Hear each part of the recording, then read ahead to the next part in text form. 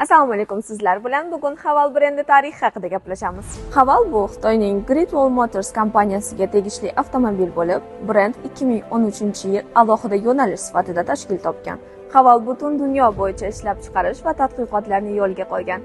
Xitoyda joylashgan zavodlardan tashqari, brend Yevropa, Osiyo va boshqa qit'alarda ishlab chiqarish va savdo tarmoqlarini yo'lga qo'ygan. 60 dan ortiq mamlakatlarda Haval avtomobillari sotilmoqda. Bu brend nafaqat Xitoyda, balki Avstraliya, Yevropa, Yaqin Sharq, Janubiy Amerika va Afrika bozorlarida ham mustahkam o'rin tutgan.